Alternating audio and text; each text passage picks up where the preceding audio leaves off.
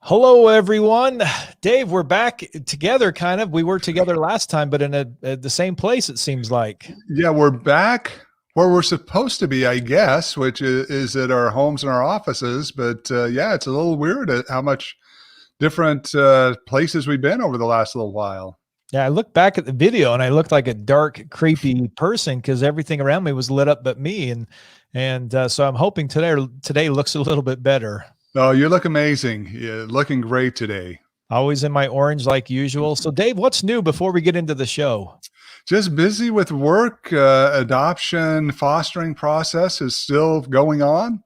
Been quite the experience for sure. I'm not sure if anybody talks to each other in this world anymore, but fortunately, we've had a lot of people who aren't talking and who aren't reading emails. So I guess we'll see where that all falls. Yeah, well, I hope everything turns out well for you. I know that you put a lot into that with your home and your family, and I hope everything turns out well with that. Yeah, it's going to work out, and it's all really about the kids. I mean, that's what it's all about, and really trying the processes that we're trying to go through to add a member to our family. And when that's the case, you put up with a lot of things you probably otherwise wouldn't. Yeah, exactly. And I'd like to welcome all of those who are joining us live. Thank you so much for being here. Just to kind of give you an idea, if you haven't been here before, or if you've been here many times, we appreciate that. But what we do is we come on and we ask Dave a series of questions. And so I pull questions that we get through emails, through webinars, through conversations we have. Dave, we were trying to figure it out the other day, how many questions. And I think we were, when we first did this, after a year of it, we were about 4,000 questions. But I would dare say we're way, maybe even double that now. Yeah, I would think so. I think when we looked at it was the end of 2020, and we had a good run towards the end of the year, a good run so far this year. So yeah, it would not shock me at all if we were up to at least 8,000 questions. And so I put together a series of questions that I asked Dave. But while we're here, and especially those who are joining us live, I'd love to have you submit your retirement question and anything on your mind. And today we're talking about two different topics. The first one we're going to discuss is look before you lerp, why all tax-free retirement plans are not created equal. And we'll get into another topic. But Dave, tell me about this particular topic itself and why this is so important. Yeah, absolutely. So this topic was taken out of the book, The Power of Zero. So in The Power of Zero, that David McKnight wrote, book that is one of the top best-selling financial retirement planning books that exists out there. He talks about the life insurance retirement plan. Well, because you can only contain so much information or put so much information into a book and get people to want to read it, he wrote a second book talking about the life insurance policy itself and the requirements they should have if you're going to use them as an income stream during your retirement, which is what we often do with our planning when we're trying to get people to a safe and secure retirement, trying to reduce a bunch of the risks they're going to face. And this topic is very important. So we went through and I pulled out a series of questions from this webinar and again from other sources that we get that deal with this particular topic. But Dave, before we get into it, your good friend Gary's on this morning, jumping on to say hello. Gary, good to have you. I miss you when I'm alone. I'm not sure if you just like CR or what, but I miss you. I didn't get to see you the last time I was alone a couple of weeks ago, but always glad to have you here with us and to have you be part of the show. And Gary and the rest of those who are joining us live, if you do have questions, even if it's off topic from what we're talking about today, please go ahead and submit those. I know that's one thing that we love about this show is we are able to answer your questions and be able to help you get to a safe and secure retirement. And with that, Dave, let's jump into it if you're ready. Well, I have a question for you first, and then we can Sure. jump into it. And that is, I'm thinking maybe what we need to do is a weekend marathon. You know how they have a Netflix marathon? We just answer questions for like 48 hours straight over a weekend so people can just join us for the whole weekend. Yeah, well, if you can keep me awake, I'd be happy to put that together. Maybe we could even have a call in, where you call into a particular number and you donate to, and we'll get that to a cause. I mean, if we can stay awake for 48 hours, I'm up for it. Yeah, well, let's go ahead and jump into this week's questions, and then we can talk about that later. Okay, let's do that. Let's get down to Faith. So my first question from Faith: for life insurance policies that are tied to the stock market, is the beneficiary permitted to choose his or her own investments? Yeah, so let's talk a little bit about this question and make sure we've got the right information here. So it's not the beneficiary. So the beneficiary is the person that's going to receive the benefit. So they really have no control over what happens. once they get their benefits, the person who had the policy on their life is going to have passed away, and those benefits will get transferred over and they'll get a big check in the mail. So, but the person who's put it in, the insured, the person handling it, does have some ability to pick their investments, but they're only going to be limited funds they have access to through the insurance company. So it's not like you can just go out to the S&P 500 and start randomly picking investments. They're going to pick maybe 10, 20 different indices that you can use. And then you can pick amongst those based upon your risk tolerance and the rate of return that they've had over the last 5, 10, maybe 20 years. Dave, what's the harm if we go through and we try to pick these on our own to make sure that we hold this for our retirement? Well, the biggest problem oftentimes is we don't know enough to make those decisions. Now, some people are going to be educated at the level that they can, but it's also, when you look at these insurance companies need to make sure that there's some return coming back into them, because if not, the policy is going to fall apart at some point. So they're trying to pick indices that they can provided the right returns that will allow people to get to a position where they can not only get the benefit of the increase in cash value, but also have a policy that will be able to pay off at some point. I definitely hope that helps Faith, because that's questions we've gotten many times, just asking directly about that. So I appreciate that one. All right, Dave, let's jump over to John. He's asking, what death benefit amount would you recommend? Yeah, this is coming from a webinar where we talk about long-term care and trying to use life insurance to cover a long-term care event. You have the ability with many of the policies that are out there now to take the death benefit early if you can't perform 2 of the 6 activities of daily living, and you get a doctor to sign off on that. So what he's asking for is saying, hey, if I'm going to use it for this purpose, how much insurance do I need to have? We're recommending people have somewhere between 400,000 and 500,000 to be able to cover this. Now, each person's going to be different. If you're saying, hey, I don't mind if I have a shared room when I get to this point, or I don't mind if I go into a Medicare funded facility, even though I may be paying for the premiums myself, then yes, you're not going to need as much money. Or if you're in somewhere like Boston or Chicago, it may cost you $18,000 a month. Well, at that price, you may need more than $500,000. But for the average person, 400,000 to 500,000 should cover that. Also, if you've got some additional income coming in, you could use to help cover the event. Maybe you don't need as much insurance, but that gives people a good guideline of the amount they should have. And Dave, you said that you talked about 2 out of the 6 basic things we need to do in life, and maybe expand on that so people know what you're talking about when we're discussing this. Yeah. So unfortunately, as we age, 70% of us have a chance of becoming disabled before we pass away. If we live to life expectancy, we've got a 70% chance that we're going to become disabled, which is really what is a long-term care event is. It's where we're not able to feed ourselves. We're not able to bathe ourselves. We can't transfer ourselves from a couch to a chair. We can't use the restroom by ourselves. Maybe we can't even control our bowels to where we can be able to control that ourselves. If we can't do these things, then we are deemed to 2 of the 6, we're deemed to have a long-term care event. And at that point, need the assistance of someone else to help us through that. Now, that may be a family member. You may choose to have a family member assist you with that, maybe even a spouse, or it may be where you've got to go into a facility and have someone else take care of that for you. And Dave, since we're kind of diving in a little bit about the long-term care, let's jump over to Gary's question. And he's asking, if current long-term care costs approximately $125,000 today, what do you expect the cost will be in 20 years? Yeah. So if you look at it, Gary, you've got to take about a 3% inflation rate per year. And in medicine, it could be even higher than that. But if you look at it and say, hey, we've got a 60% overall inflation rate over a 20-year period of time, I mean, we're probably going to be closer to maybe 200,000.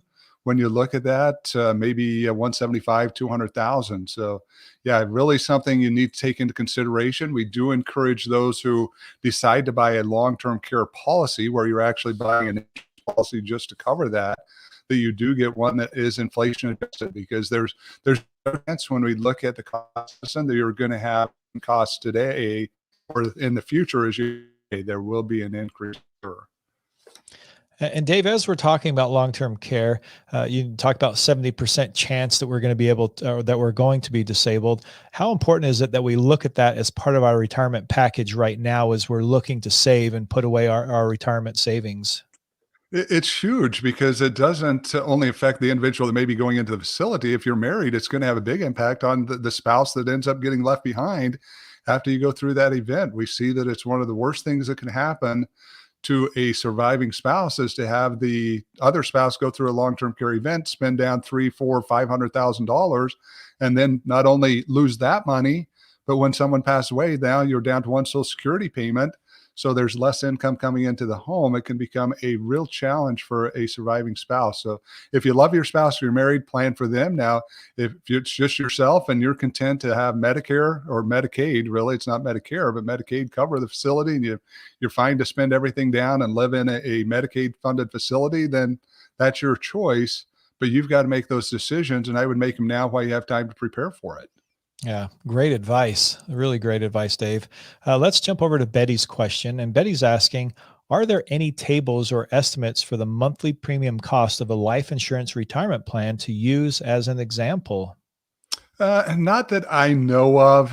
Part of the issue we have is your individual health. I mean, that's really where it comes down to when we're looking at the cost of a life insurance retirement plan. They rate these on basically a scale of 1 to 30.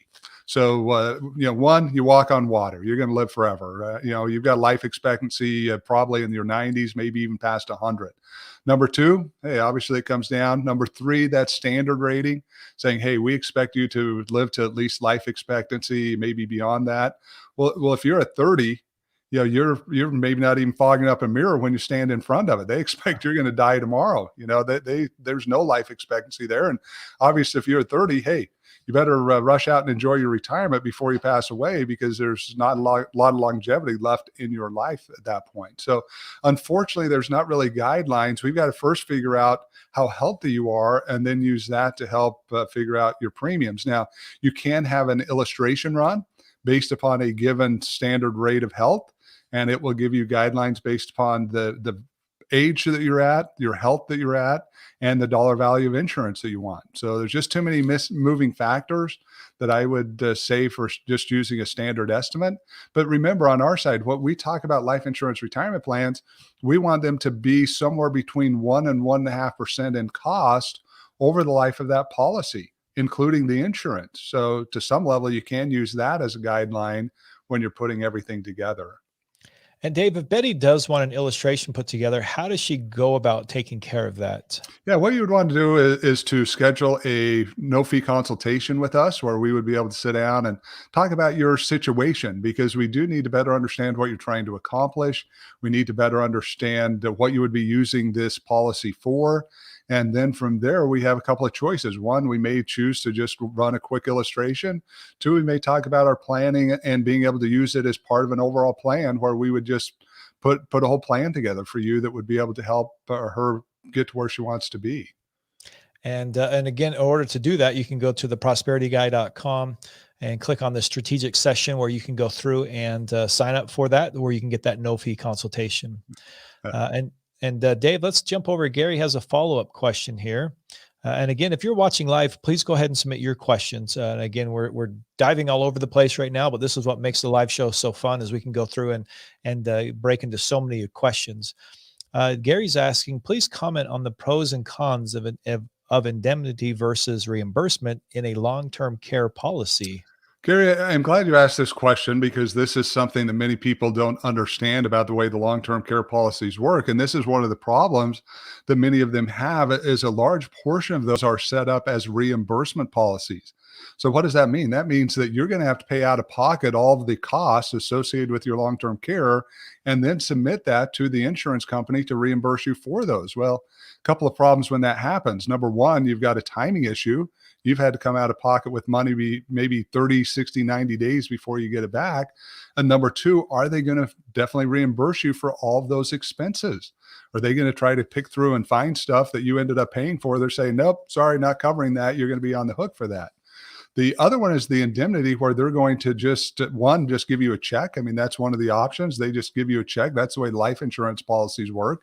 Say, if you're having an issue, they're going to just give you the portion you're entitled to at that point. And a check, you do with it what you want. Others are where they're going to pay directly to the other indemnity programs, where you're going to pay directly to the companies that are providing the services for you. And again, what you've got to do though is you've got to pick. Now the problem is reimbursements are cheaper, but you don't have as much flexibility. Indemnity are a little more expensive, but you're getting in a situation where you may be able to better cover those costs. And one last thing, not to try to ramble on here too long, but one last thing is you've got to look at, especially if you got family members. I mean, if you're doing a reimbursement plan, you may have family members that are doing all the work. They're not able to get reimbursed for the care they're providing for you because they're not licensed nurse or not fitting into a company that meets those criteria. So that's another issue you've got to take into consideration. If you're planning on staying home and having family look after you, want to make sure that somehow they can get compensated, hopefully, for all the time they're putting in to do that. Dave, you brought up two words, cheaper and flexibility. How well does that always work into retirement as you're talking about these particular topics? Yeah, usually not very well. Usually you get one or the other, and that's part of the challenge that we have. And somehow you've got to try to merge the two. Obviously, most of us don't have endless supplies of money where we can just pay maximum dollar for everything we get. But we've got to be able to merge the two of those and say, hey, can we get it at a price that allows us the flexibility to do what we need to do? And again, this is why it's so important to plan, CR. If I'm going to stay home, if I'm in a situation, I say, look, I've got 6 kids now. We're in the process of adopting a 7th. Got to assume one of those kids would be able to help in some form or fashion if I got to that point. Now, personally for me, I want to go in a home. I want to be around a bunch of people and want to just hang out, rolling the halls in my wheelchair. That's what I want to do. But in my situation with that, it would cost me much less to stay at home. Well, if that's what I'm planning for, I need to set a different plan. Then, hey, again, where I am, I want to go roll the halls of the nursing home. Well, give me the opportunity to save that money so I can go do that. Yeah, very important to plan. Dave, as we're talking about this, one of the questions that I wanted to bring up here is, again, I got to kind of pick and choose through this process, but Jack's asking, how do you determine the amount of insurance to purchase? So you've really got to look at your facts and circumstances. So again, what other income do you have available? Maybe you're in a situation where you've got a bunch of excess income expected in retirement. You've got a great pension that's paying you a monthly payment that you're not going through. Your Social Security is high enough that it's providing extra income. Well, at that point, maybe you don't need anywhere near the insurance that you're expecting. Or maybe you have an annuity that some of the annuities are structured. If you have a long-term care event, they'll double your payment. So even though they're not a long-term care insurance policy, there are some excess benefits you'd be able to get during that period you're going through the long-term care event. So you've got to take all of that into consideration, that the more other resources you have, the more less insurance you'd want, the less other insurance you have, the more you'd want, unless, again, you're willing to spend everything down, go into that Medicaid facility. And I think the key you said on the last one too, is just make sure you're ready to plan, because I think this is going to help you as you're planning out your retirement versus just kind of winging it as you move forward. Absolutely. All right, Dave, let's jump over to my next one from Bart here. Bart's asking, does MetLife have an option that allows a conversion of a term life policy to a life insurance retirement plan? I don't know specifically on MetLife. I do know, Bart, that there are many companies that do have convertible insurance, but it's something that you would have to talk to an individual from that company to find out. MetLife's big enough. I've got to assume that they would have some policies out there that would allow you to do conversions. But remember, there's a difference, and maybe this is part of the question that you're asking. There's a difference between a LIRP and just permanent insurance. So again, we can often go from a company, from a term policy into a permanent insurance. But remember, life insurance retirement plan has to meet certain criteria. I need it to be safe and productive. I need it to be low fee. I need to have cost and tax-free distributions. And I need to have a long-term care or chronic illness rider that I'm not paying for. Problem is, even with some of these large companies, you can convert into a permanent policy, but it's not going to meet those criteria. And if it doesn't, it's not going to do you much good to use it in the methods we talk about in the presentations we offer and here in this question and answer session. And Dave, I want to get into this, but I really loved Gary's question that came up. Gary, thank you so much for submitting your questions. You've got always so many great questions. And again, if you're watching live or on replay and you have questions, go ahead and submit those. Dave, I wanted to kind of dive in this because it talks about so many different varieties here, but it says to pay for future expected federal estate taxes based on the current congressional conversations, would you consider maximum funding a modified endowment contract into an index universal life policy in order to maximize the death benefits to pay the future estate tax liability? Gary, this is a great question. I don't do a ton of estate planning in what I do. I mean, when we look at it, because we've had so few people that have been subject to estate planning over the last 5, 10 years, as we look at the brackets that we have now, not necessarily a bad idea. Insurance policies can be a great way to fund future death taxes that are going to have to be paid because it's going to be liquid cash upon death. You're going to be able to pull that money out without having to sell other assets. But as we look to the future, I would recommend that you talk to estate planners, attorneys out there that are really keeping up to date on this stuff, because we're going to have some substantial changes. Now, I teach courses talking about the proposed changes, but if we end up losing step up in basis, if we end up having an estate tax bracket that drops clear down to 3.5 million, if we've got tax rates that go up, you're right, Gary, we're going to have some major issues, and we will see that life insurance will play a big part of that. Just not sure whether that would be the right structure when we look at the overall plan. And Gary, if you have a follow-up, let us know on that one. Dave, thanks for squeezing these extra questions in, because I know it's always a challenge as we bounce back and forth as we're talking about to retirement. But one of the ones we're going to jump down to with John is he's asking, do you also include HSAs in the tax-free bucket? We do not, and it's not because we don't like HSAs. You got to understand, I love HSAs. I think more people should fund them and then leave the money in there to save it for their future retirement years, which you can do. You don't have to take the money out during your working years and spend it on those health costs that you're going to incur. You could just pay those out of pocket and allow those assets to grow. But the issue is we cannot guarantee you're going to use that for medical expenses. Now, based upon the size of most HSA accounts that I've seen out there, yeah, you've got a very high probability you're going to spend that money, because for even a single individual, the minimum amount you would spend is about $135,000 during your retirement years on medical costs. Well, most HSA accounts haven't built up to an amount that's going to be higher than that, but we don't include them. But that being said, I encourage people to use them, max fund those if you can, put money into that account, because the expectation is you'd have some really high medical costs coming in the future. Dave, what mistakes do you see people making with these health savings accounts as they're looking into retirement, not just daily use, but in closer to retirement? Yeah, the biggest problem that I see is they don't invest the money correctly. Many of them have them with banks. Many of the banks came out and said, oh, hey, let us help you set these accounts up. And then the money doesn't get invested. So now you've got an account that's not growing at all. So there's no growth to it. You're not getting the benefit of compounding interest. And therefore, you're losing out on some major benefits you would have if that money were sitting in there for 10, 15, 20 years. All right, Dave, I wanted to jump and switch gears here a little bit because we're running out of time. So I wanted to skip to our next part of the show. But I want to talk about the power of zero, because you alluded to this as we're talking about the life insurance retirement plan. But tell me about the power of zero and how to get to the 0% tax bracket in retirement. Absolutely. Power of Zero is based upon a book that was written by David McKnight. It's a concept that he came up with. He, in this book, talks about, and I mentioned it earlier, he talks about the importance of getting to a 0% tax bracket in retirement, because taxes are going to be higher. We used to get a lot of kickback on this, even as recently as about a year and a half ago.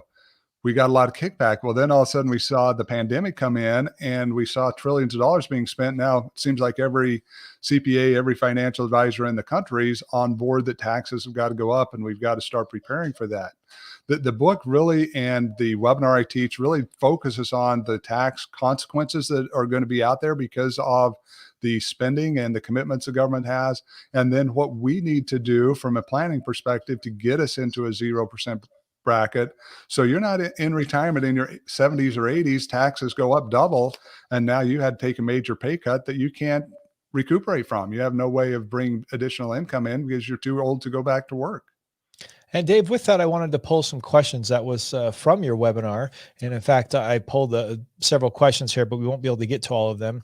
But I think it's a really important topic that we dive into. And like you said, I think people are starting to really understand this concept as of lately. And that's just with the pandemic, but just overall, I feel like it's really helping people to understand exactly what this concept really is.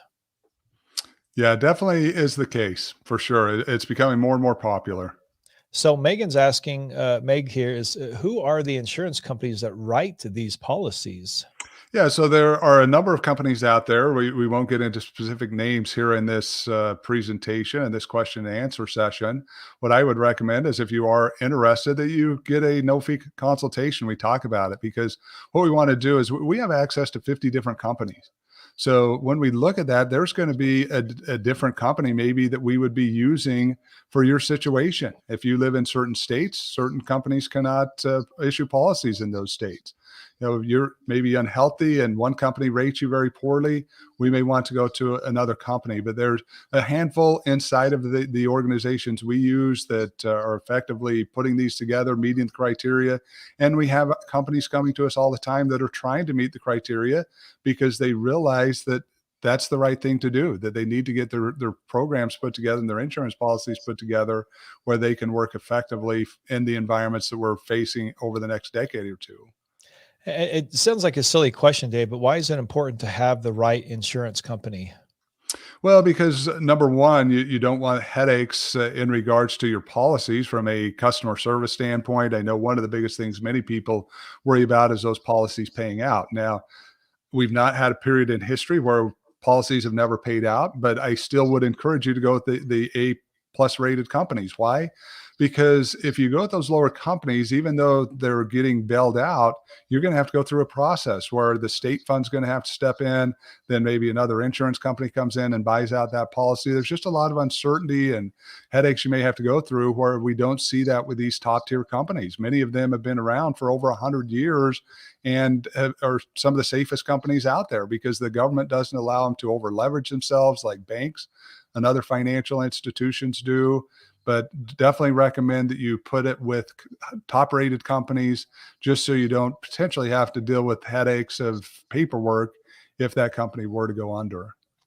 And Dave, I want to ask a question that will bring up James's question because I don't think he got this completely correct. So I wanted to see if you can clarify this one. He's asking, why wouldn't you contribute to a 401k since most have Roth options available? Definitely some confusion in that question there. So when we look at it, what we want is to get as much money into the Roth accounts for most people as possible. If you've got a 401k, you've got higher contribution limits, you can get more money into there, and we would recommend you take advantage of that. Unfortunately, we've only got about half of America that has access to these accounts. So for the other half, they're going to have to rely on IRAs to be able to contribute money into the retirements in a Roth environment. So if you're one that has a 401k though, take advantage, max fund that as much as you can for your, based upon the calculations you have for your retirement needs. Could be a great opportunity for you to get a bunch of extra money into a tax-free environment that no matter if taxes double at some point in the future, you no longer have to worry about it. I think, Dave, along with this, some confusion comes in because not every 401k has a Roth option. And I think people need to be aware of that. You're exactly right. It's interesting. Our podcast this week is going to be on Secure Act 2.0. So many people are aware that at the end of 2019, the government put the Secure Act out there to change some of the retirement planning. Secure Act 2.0, there are so many provisions in there, CR, about Roths. One of the questions we often get asked too is Roths going away. What happens when they tax the Roths? That's not the way the direction the government's heading. Inside of there, they're talking about actually making employer contributions have to go into Roth accounts. They're talking about being able to make catch-up contributions have to go into Roth accounts. They're doing all kinds of things to make it to where these 401k plans would all have to have a Roth option. And you're right, it's something they don't have now, but hopefully over the next couple of years, we'll see every retirement plan in the country with some type of Roth option to it. And Dave, we're coming up close to our 30 minutes here. So I just wanted to have everyone give an opportunity to learn more about, again, how to schedule a no-fee consultation with you and maybe where we find more information on you. Yeah, absolutely. So easiest way to get information is to go to our website, theprosperityguy.com. Now, we do like it if you go through some education before we sit down, just because we want to make sure that you understand the concepts we teach. We want to make sure that you really understand your retirement. Don't have to do it, but one of the ones I would definitely recommend is getting safely through retirement. If you've not gone to that webinar, would encourage you to do it. It's an hour and a half long, best hour and a half you're going to spend this week. And the other one would be a 4-hour Changing World of Retirement. Now, obviously a little bit longer, but it takes a deep dive into the topics that we talk about. Now, again, you don't have to do that. Those options are on our website, along with our other webinars and podcasts. But if you are ready and you want to get together, just fill out the simple form, very simple question, just so we can get to understand who you are a little bit better, and then schedule that no-fee consultation where myself or members of my team can sit down and really talk to you about what we can do to help your retirement look better. And again, you can find all of this at theprosperityguy.com. Again, you can find the events, you can find the podcast, you can find the strategic session that Dave's talking about, where you can go sign up for that no-fee consultation. Well, Dave, just like that, 30 minutes has come and gone. And I want to thank you for taking time to be here and answer these questions. And I want to thank those who have been here live, especially Gary asked quite a number of questions that were great for us today. And I just want to thank you for being here and being part of this. Yeah, it's been my pleasure. It's always great to be able to answer questions, to try to provide as much information as we can. And sorry you had to come back to reality. That no more beaches, no more pina coladas. Sorry you're back to reality already. Yeah, it was rough getting back. I think the hardest part is just getting used to the sleeping pattern. That's been the part that screws me up every time I travel. Yeah, because you're what 4 or 5 hour difference from your normal time there in Utah? Yeah, it was 4-hour difference, and it was 5 to 6 hours for everybody at the office. So all those emails and everything are always kind of constantly being screwed up. Yeah, always tough with us working all over the country, and we've got people all over the country that I get up and I'll send emails and I'm like, oh, whoop, that's way too early. But hey, luckily it's an email and not a phone call, I guess. Yep. And we're back to reality to help everyone get back into retirement. And I think that's the one focus that we're here to do, is help people get educated so they can make the right decision. So unfortunately, we have to come back. But the good part is we can continue to help you get to a safe and secure retirement. So again, thank you so much for being here. And Dave, thanks for your time. And we'll see you again next week. Yeah. See you next week. All right. See you, everyone.